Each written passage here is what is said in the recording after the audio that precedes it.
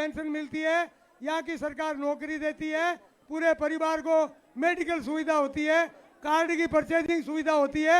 ये सारी सुविधा इन्होंने 3 लाख की तो खत्म कर दी आज तक। जो आपको पता, वो आप में हमारे में से ही थे और इसमें लगे हुए हैं। यहाँ की सरकार की भी आंख खुली है, हमारे को बुलाया है मेयर और एडीसी भी जाके बात करते हैं वो क्या चाहते हैं और क्या कहते हैं।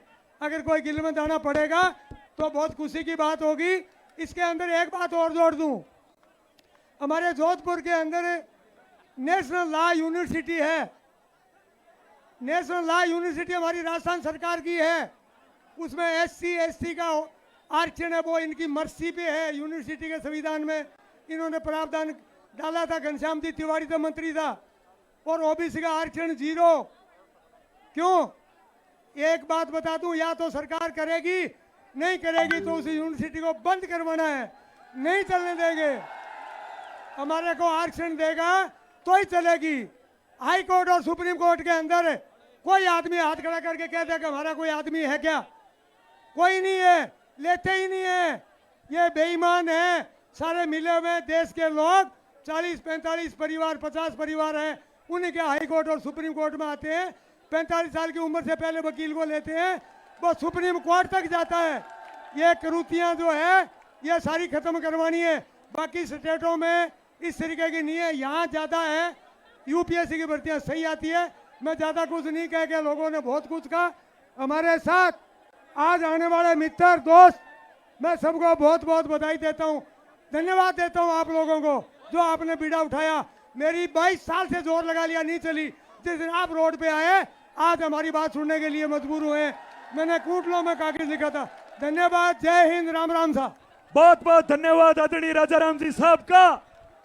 आदरणीय राजाराम जी, मैं विश्वास दिलाना चाहता हूं, आप आह्वान कर देना, इसी मजबूती के साथ में आपसे कंधे से कंधा मिला करके भविष्य की लड़ाई लड़ेंगे। साथियों, हमारे बीच में आदरणीय कर्नल साहब दिव्या जी, मुकेश जी बाकर साहब, रामनिवास जी, समस्त सम्मानीय गण बोलने हैं, लेकिन जैसा राजाराम जी ने बताया, CM साहब ने वार्ता के लिए बुलाया है। हम सबको सुनेंगे, लेकिन आदरणीय हरीश जी से सचिवालय में बुलाया है। तो एक बार मैं निवेदन करना चाहता हूं जोरदार तालियों के बीच में आदरणीय हरीश चौधरी जी को। आदरणीय हरीश चौधरी जी से निवेदन करना चाहता हूं कि वो आए और अपनी बात रखें। आपने जो पहले दिन से जो मांग रखी है उसको सरकार तक पहुंचाया है। आदरणीय हरीश चौधरी जी।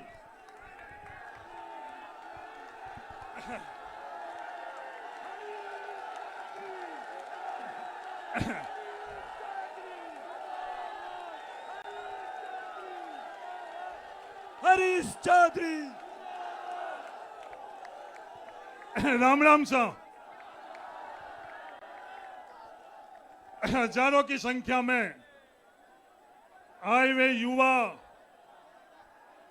जोश और जोश के साथ होश से राजस्थान के तमाम इलाकों से आए हुए इस पवित्र शहीद स्मारक पर आए हुए हजारों युवाओं का सबसे पहले तो मैं सलाम करना चाहता हूं। कह रहे हैं आज हम लोग पीछे क्यों रहे?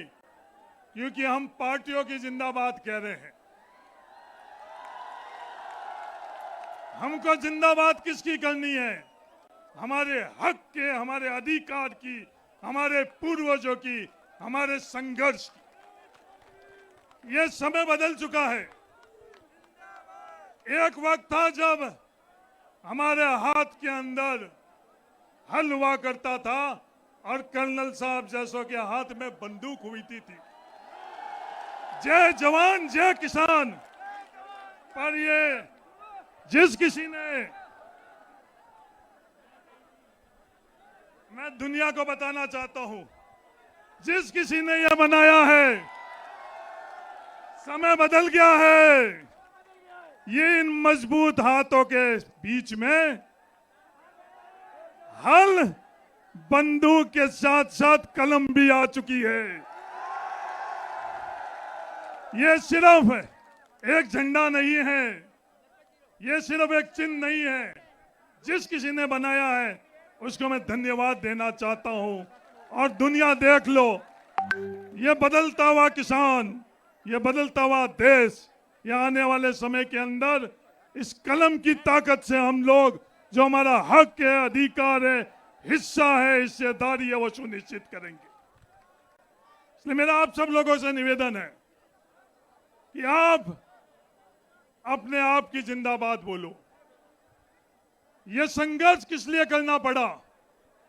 ये सिर्फ नारा नहीं है कि हम हमारा हक मांगते, नहीं किसी से भीख मांगते। ये सिर्फ नारा नहीं है।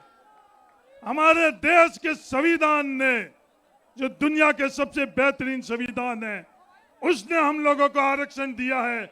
उस संविधान ने हमको ओबीसी का आरक्षण दिया है, किसी ने भीख में हम लोगों को नहीं दिया है। आज ये हम लोगों को संघर्ष क्यों करना पड़ रहा है? आज बाड़मेर के अंदर ये जागृति फैल चुकी है। बाड़मेर की जागृति फैलने का अगर किसी को श्रेय है तो इन नौजवानों को है। नरपत जानी जैसे, राजेंद्र कड़वासा जैसे, ये दुनिया उसका कोई भी मतलब निकाल ले कि बाड़मेर के अंदर जो जागृति फैली है, इन जैसे नौजवान और विद्यार्थियों के कारण ये जागृति फैली। पहले दिन जिस दिन हम लोगों ने इस संदर्भ में बैठक करी, उस पूरे बड़े हॉल के अंदर दालूराम जी कितने लोग थे? हम लोग मुश्किल से 50 लोग थे। ये नरपत जानी, ये राजेंद्र कड़वासा और तुम तमाम लोग एक एक बाड़मेर के नौजवानों के पास गई। आज भी जब अपन इस पवित्र शहीद स्मारक पर खड़े हैं, बैठे हैं, आज भी राजस्थान के ओबीसी के विद्यार्थियों लोगों को पता नहीं है कि ये अन्याय हम लोगों के साथ क्या हो रहा है। ये ईमानदारी से हम लोगों की स्थिति है। आज संविधान और नियमों में हम लोगों को 21% आरक्षण मिला, पर ये 21% आरक्षण क्या हम लोगों को मिल रहा है? नहीं, हम लोगों को 21% आरक्षण नहीं मिल रहा है। 21% आरक्षण के सामने हम लोगों को जब हम लोग परीक्षा देते हैं, रिजल्ट आता है, तो पद कितने मिलते हैं? 0। 4 नहीं, कई नौकरी के अंदर 0। ये योगेश यादव खड़ा है यहाँ, पीछे बैठा हुआ व्यवस्था कर रहा होगा खड़े हुए। ये योगेश यादव टॉपर होने के बावजूद 5000 की भर्ती के अंदर इसकी नौकरी नहीं मिली। ये 0 किस लिए? दुनिया को दिखाने के लिए 21% और हकीकत के अंदर 0। ये कारण क्या है? क्योंकि हम लोगों के पास समय नहीं है। हम लोगों के पास जागृति के लिए, अपने आप के भले के लिए, अपने आप के विषय के लिए हम लोगों के पास समय नहीं।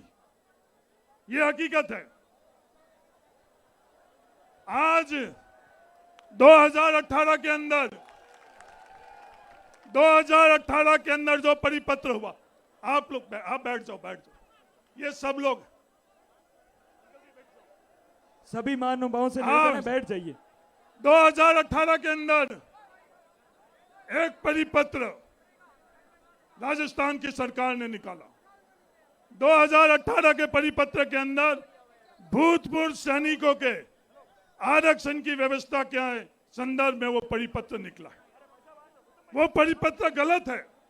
नौजवान साथियों, आप और आपके माध्यम से राजस्थान के कहानी, इसलिए जाति के आधार पर जनगणना की जो मांग है, वही अपने आप की अपनी स्थिति बताएगी, इसके अलावा और दूसरी कुछ में। उस परिपत्र के बाद में आरक्षण की व्यवस्था जो हॉरिजॉन्टल और वर्टिकल होती है, आज भी हम लोगों को ये पता नहीं है। सिर्फ 2 शब्द नहीं है, हॉरिजॉन्टल और वर्टिकल 2 शब्द नहीं है। एक आरक्षण की व्यवस्था अगर मैं साधारण शब्दों में बताना चाहूं, SC, ST, OBC, NBC और EWS, इनके लिए एक आरक्षण की व्यवस्था है। और उसके सामने जो हॉरिजॉन्टल व्यवस्था है, वो व्यवस्था महिलाओं के लिए है। उस तर्क के आधार पर आरक्षण संघर्ष समिति की यह मांग है, भूतपूर्व सैनिकों की उसी तर्क के आधार पर आरक्षण होना चाहिए। और ये सिर्फ राजस्थान में ही नहीं, केंद्र सरकार और देश के अलग राज्यों के अंदर, दूसरे राज्यों के अंदर ऐसी व्यवस्था है। लगातार हम लोग उन लोगों से जब वार्ता कर रहे थे तो खुद आरक्षण संघर्ष समिति के ये नौजवान दूसरे प्रदेशों के अंदर जो नियम है, जो कानून है, वो परिपत्र लेकर उन लोगों के सामने हम लोग ले गए। आज उसके कारण और गलत रोस्टर के कारण, मैं वापस दोहराना चाहता हूं, गलत रोस्टर के कारण, ये गलत रोस्टर किस कारण हो रहा है? रोस्टर की व्यवस्था क्या है? रोस्टर की व्यवस्था, अगर आप आरक्षण का फायदा लोगे तो उसी वर्ग के अंदर आपको माना जाएगा। अगर आप आरक्षण का फायदा नहीं लोगे तो उस वर्ग के अंदर आपकी गिनती और गणना नहीं होगी। पर ये लोग कर क्या रहे हैं? ये लोग यह कर रहे हैं कि जो जिसकी जाति है, जाति को बिना आरक्षण का फायदा लिए हुए उस रोस्टर के अंदर उसकी गणना और गिनती कर रहे हैं।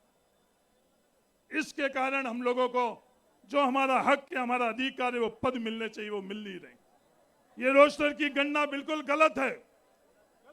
इस बार जो आरएएस की भर्ती के अंदर जो पदों की गणना हुई, आरपीएस पदों की, सिर्फ एक पद दिखाया गया। तमाम लोग जब जाकर और सही रोस्टर करवाया, जो एक पद के जगह 15 आरपीएस की पद का सर्जन हुआ। ये एक उदाहरण है। वन विभाग के अंदर जब भर्ती निकली तो मात्र एक पद दिखाया गया।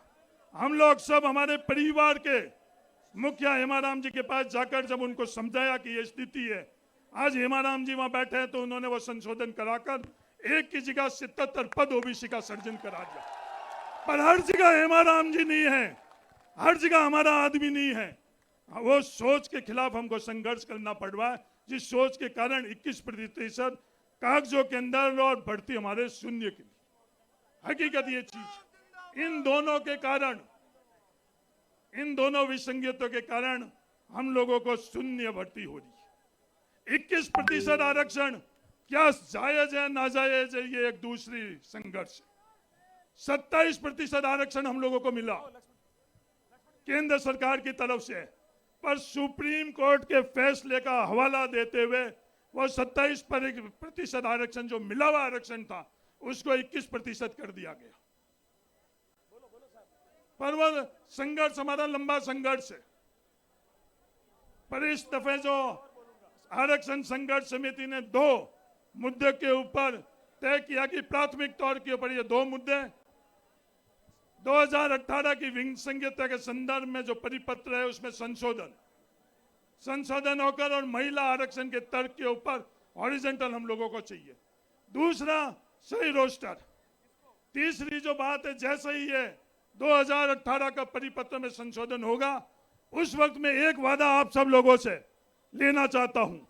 वो वादा क्या कि 2018 से लेकर आज तक जो हमारे भाइयों के साथ अन्याय हुआ है,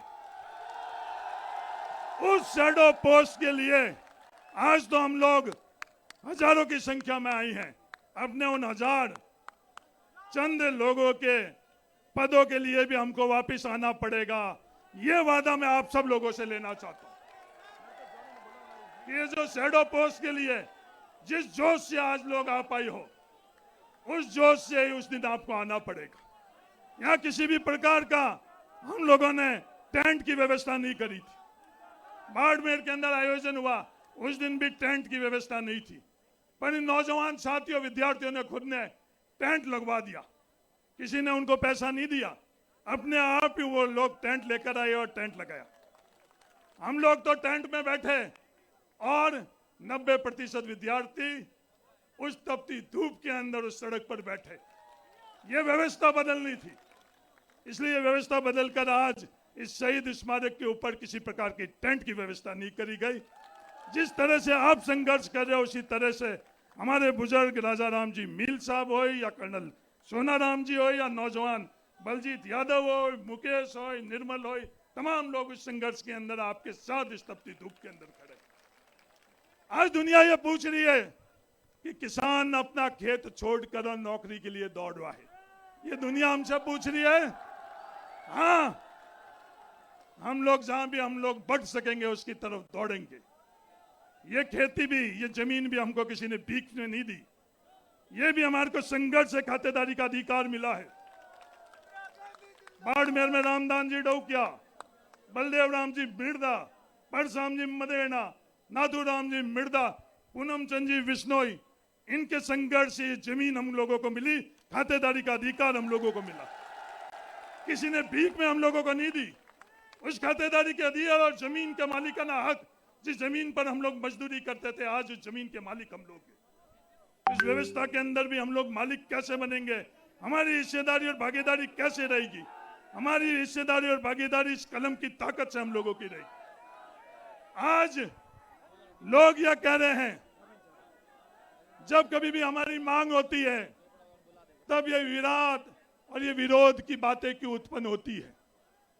अडानी और अंबानी को कुछ मिलना है, उस दिन तो विरोध और विवाद नहीं होता है, होता है क्या? ईडब्ल्यूएस के अंदर मिला, ये बैठे हैं एमएलए रामनिवास जी, मुकेश जी, बलजीत जी, हरीश, दिव्या जी, हमने कोई विरोध और विवाद नहीं किया। पर जब ओबीसी को मिलता है, जब ये विवाद और विरोध क्यों? जब हम लोगों को सड़कों पर क्यों आना पड़ता है, ईंट से ईंट बजाने की क्यों बात करनी पड़ती है, ये समझने की चीज है। ये कृषि बिल के संदर्भ में जो आंदोलन हुआ है नौजवान साथियों, इसने इतिहास के अंदर आंदोलन की व्यवस्था बदल दी है।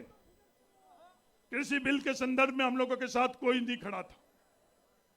उसमें हम बोलने नहीं खड़े थे, हमें नहीं पता था कि कृषि बिल का संशोधन क्या हुआ। उस टाइम हमारे परिवार के किसानों ने वो कृषि बिल के संबंध में आंदोलन किया, मेरे से मजबूती से बहुत संख्या के संबंध में हम लोगों ने बात की। ये किसान जीन्स पहन रहे हैं, हाँ साहब जीन्स क्या पहन रहे हैं, किसान लंदन और न्यूयॉर्क के अंदर भी सर हर कुछ कर रहा है। ये बदल गया है भारत। किसान गाजर का हलवा बना रहा है, हाँ गाजर का हलवा क्या, आजकल हम लोग हर चीज बनाकर और खाने लग गई है। ये बदलता हुआ भारत है, ये बदलता हुआ किसान है, ये बदलता हुआ ओबीसी का।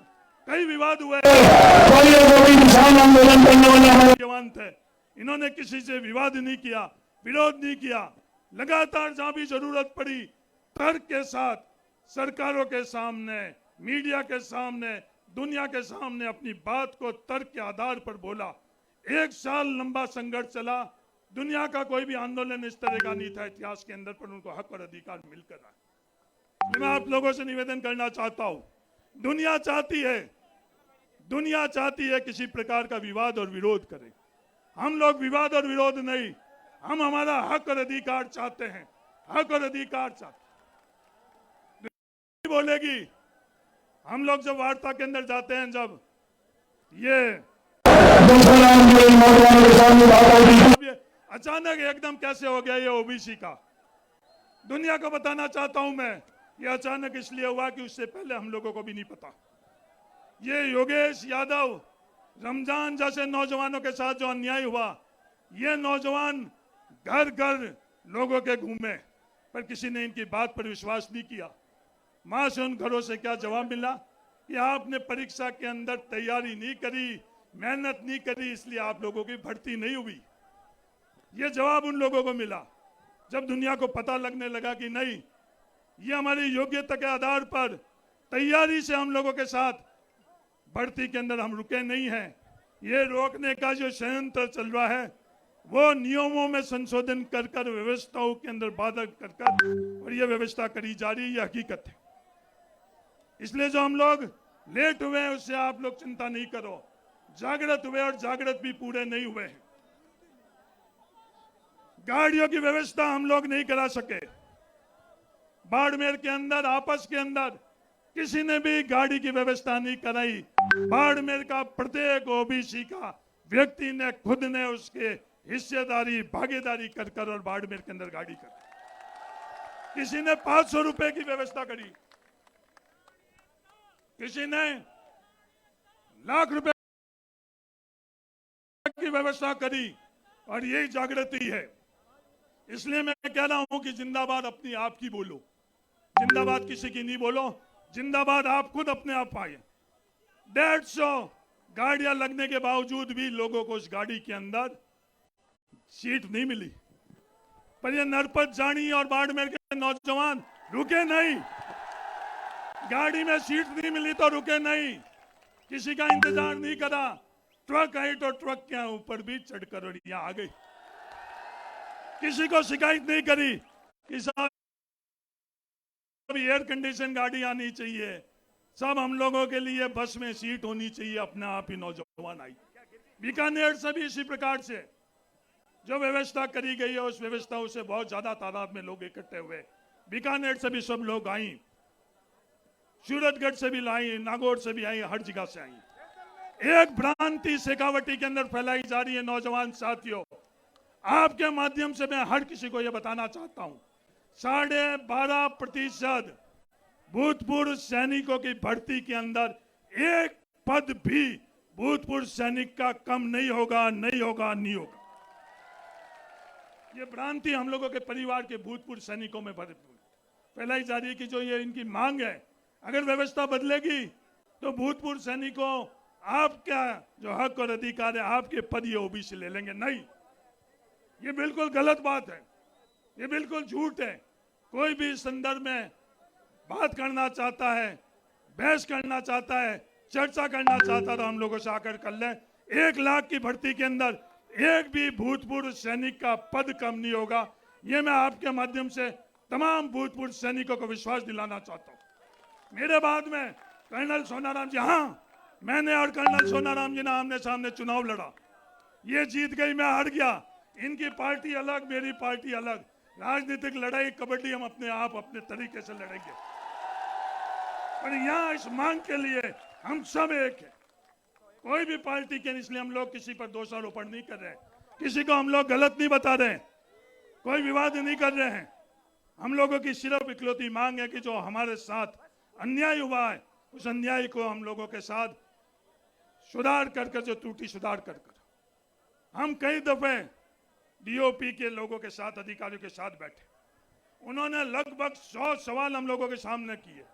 ये जस्सा राम जी, राजेंद्र करवास और ये तमाम लोग जब हम लोगों के साथ थे, 100 सवाल में 100 का उत्तर हम लोगों ने दिया, 99 का नहीं दिया, 100 का उत्तर हम लोगों ने दिया।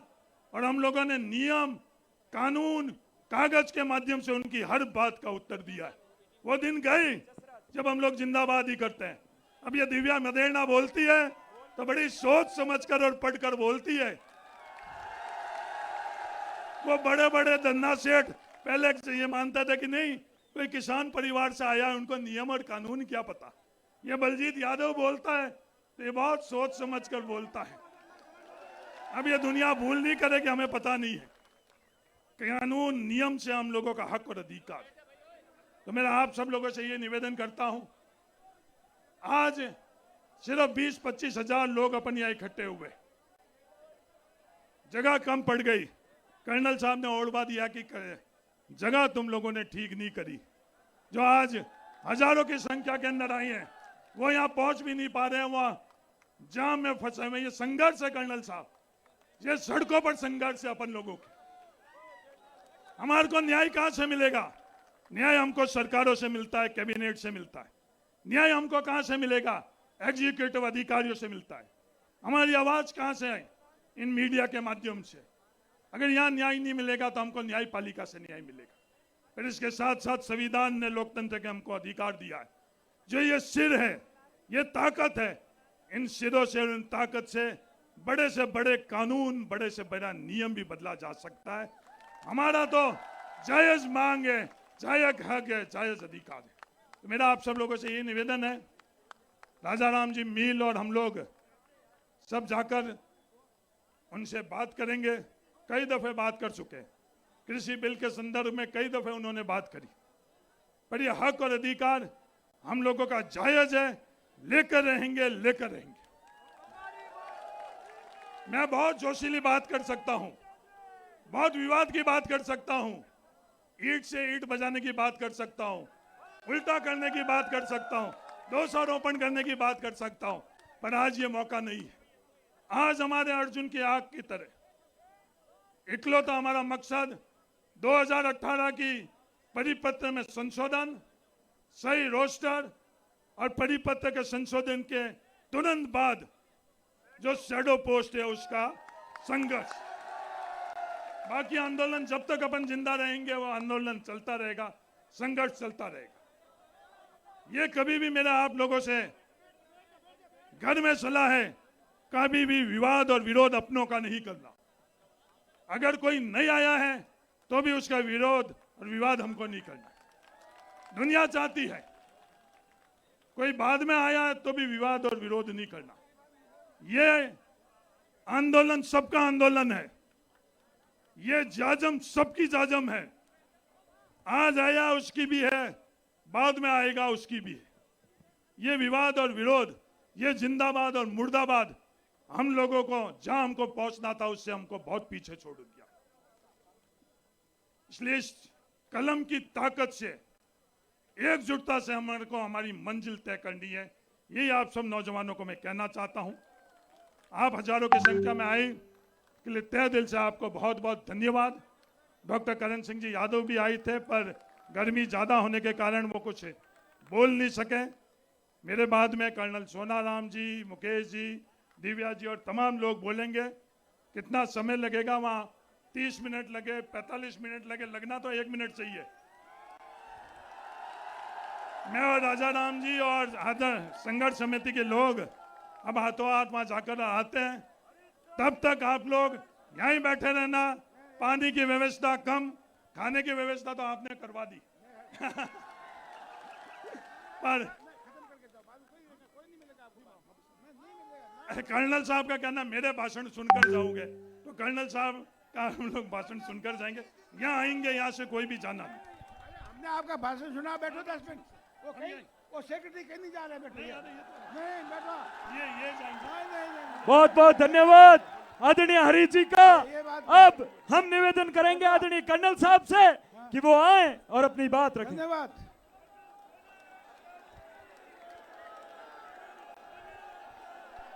राम राम।